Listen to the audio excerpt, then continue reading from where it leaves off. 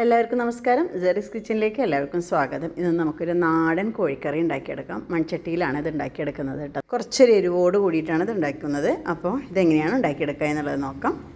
1 kilo chicken കഴുകി വൃത്തിയാക്കി എടുത്തിട്ടുണ്ട്. ഒരു മീഡിയം സൈസിലുള്ള കഷ്ണങ്ങളാക്കിയിട്ടാണ് എടുത്തിട്ടുള്ളത് കേട്ടോ. മൺചട്ടിയിൽ ഞാൻ 2 ടേബിൾ സ്പൂൺ വെളിച്ചെണ്ണ ഒഴിച്ച് കൊടുത്തിട്ട് ഇതിലേക്ക് 1 ടീസ്പൂൺ ഉലുവ ഇട്ട് കൊടുത്തിട്ട് അതൊന്ന് പൊട്ടി വരുന്ന സമയത്ത് ഒരു പിടി വേപ്പിലയും കൂടെ ചേർത്ത് കൊടുക്കുന്നുണ്ട്. ആ വേപ്പിലയൊക്കെ ഒന്ന് മൂത്ത് വരുന്ന സമയത്ത് ഇതിലേക്ക് സവാള അരിഞ്ഞത് ഇട്ട് കൊടുക്കാം. 3 മീഡിയം സൈസിലുള്ള സവാളയാണ് എടുത്തിട്ടുള്ളത്. നല്ല കനം കുറച്ച് അരിഞ്ഞെടുത്തിട്ടുണ്ട്. ഈ സവാള ഇതിൽ കിടന്നിട്ട് നന്നായി വഴന്ന് വരണം കേട്ടോ. അതിലേക്ക് കുറച്ച് ഉപ്പും കൂടെ ചേർത്തിട്ട് നന്നായിട്ടൊന്ന് വഴറ്റിയെടുക്കാം. അപ്പോൾ സവാള വഴന്ന് വന്ന് ഗോൾഡൻ ബ്രൗൺ നിറമായി വരുന്നത് വരെ നമ്മളിത് വഴറ്റിയെടുക്കണം. സിം ഫ്ലെയിമിൽ വെച്ചിട്ട് വഴറ്റിയെടുത്താൽ മതി. പിന്നെ ഉപ്പും കൂടെ ചേർത്തിട്ട് നന്നായിട്ട് ഒന്നും കൂടെ നന്നായി വഴന്ന് വരട്ടെ. ഇതേപോലെ ഗോൾഡൻ നിറമായി വരുന്ന സമയത്ത് ഇതിലേക്ക് 1 ടേബിൾ സ്പൂൺ ഇഞ്ചിയും 1 ടേബിൾ സ്പൂണ് വെളുത്തുള്ളിയും കൂടെ ചതച്ചെടുത്തത് ഇതിലേക്ക് ചേർത്ത് കൊടുക്കാം. ഇപ്പോഴും ഫ്ലെയിം കൂട്ടി വെച്ച് കൊടുക്കണ്ട കേട്ടോ. ഇഞ്ചിയും വെളുത്തുള്ളിയും നമ്മൾ വഴറ്റിയെടുത്തിട്ട് അതിൽ നിന്നൊരു പച്ച മണം മാറി വരുന്നത് വരെ നമുക്ക് വഴറ്റിയെടുക്കണം. എന്നിട്ട് വേണം നമുക്കിതിലേക്ക് തക്കാളി ചേർത്ത് കൊടുക്കാനായിട്ട്.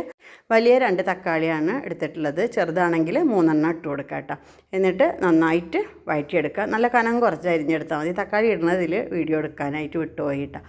അപ്പോൾ അത് ചേർത്ത് കൊടുത്തിട്ട് നമുക്ക് നന്നായി വഴറ്റിയെടുക്കാം.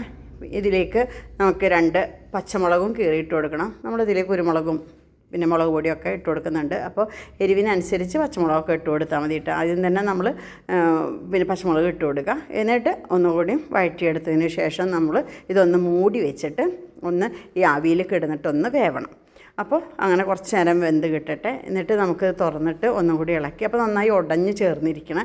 ഇനി ഇതിലേക്ക് നമുക്ക് പൊടികൾ ചേർത്ത് കൊടുക്കാം. മഞ്ഞൾപ്പൊടി 1 ടീസ്പൂൺ ഇട്ട് കൊടുത്തിട്ടുണ്ട്. 2 ടേബിൾ സ്പൂണ് മല്ലിപ്പൊടി ഇട്ട് കൊടുത്തിട്ടുണ്ട്. ഇനി ഇതിലേക്ക് 1 ടേബിൾ സ്പൂണ് മുളക് പൊടി ഇട്ട് കൊടുക്കുന്നുണ്ട്. എരിവിനനുസരിച്ച് ഇട്ട് കൊടുക്കുക കേട്ടോ. പിന്നെ ഇതിലേക്ക് 1 ടേബിൾ സ്പൂണ് ഞാൻ കുരുമുളക് പൊടിയും കൂടെ ചേർത്ത് കൊടുക്കുന്നുണ്ട്. പിന്നെ 2 ടീസ്പൂണ് ഗരം മസാല പൊടിയും കൂടെ ചേർത്തിട്ട് ഒന്നും കൂടെ നന്നായിട്ട് വഴറ്റിയെടുക്കണം.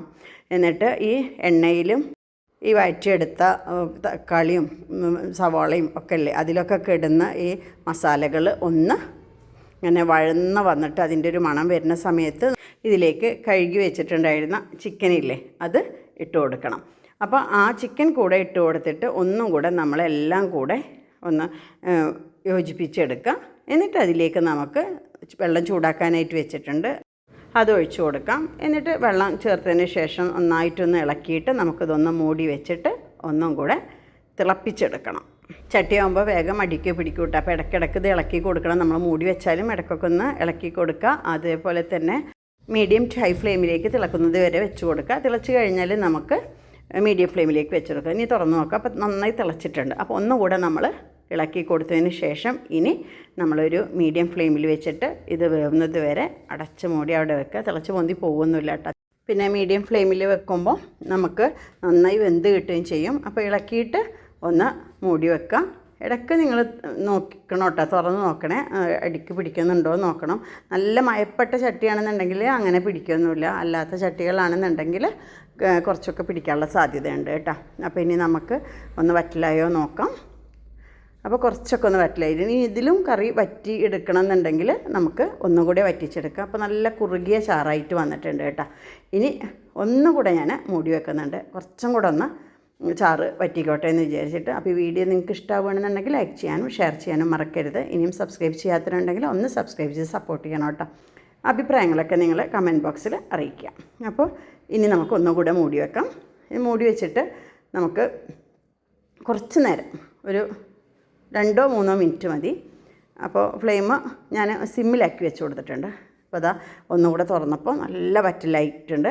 ഇനി നമുക്ക് ഉപ്പൊക്കെ നോക്കി ആവശ്യത്തിനനുസരിച്ച് ഇനി എന്താ വേണ്ടത് വെച്ചെങ്കിൽ ഇട്ട് കൊടുക്കാം. കുരുമുളക് പൊടി വേണമെങ്കിൽ ഇട്ട് കൊടുക്കാം എരിവിന്. പക്ഷേ ഇത് അത്യാവശ്യം ഈ ഒരു ഭാഗത്തിൽ നല്ല എരിവോട് കൂടിയിട്ടുള്ള കറിയാണ് കേട്ടോ. ഇനി ഇതിൻ്റെ മുകളിലേക്ക് ഫ്ലെയിം ഓഫാക്കിയിട്ടുണ്ട്. ഇപ്പോൾ കുറച്ച് വേപ്പില കൂടെ ചേർത്തിട്ട് കുറച്ച് 1 ടേബിൾ സ്പൂണോളം വെളിച്ചെണ്ണ ഇതിൻ്റെ മുകളിലേക്ക് ഒഴിച്ചു കൊടുത്തിട്ട് ഒന്ന് അടച്ചു വെക്കാം. ഇതിപ്പോൾ ആ ചട്ടിയുടെ ചൂടുകൊണ്ട് തിളയ്ക്കുന്നതാണ് കേട്ടോ. അപ്പോൾ ഫ്ലെയിമൊക്കെ ഓഫാക്കിയിരിക്കണം. ഇനി നമുക്ക് ഇത് ആറിയതിന് ശേഷം എടുത്ത് സെർവ് ചെയ്യാം. അപ്പോൾ നമുക്ക് ഒന്ന് ആറിയിരിക്കണം, നല്ല തിളച്ച പോലെയല്ല, ഇപ്പം ഒന്നിങ്ങനെ കഴിക്കേണ്ട ഒരു ചൂടിൻ്റെ ഒരു പാകമാണ് കേട്ടോ.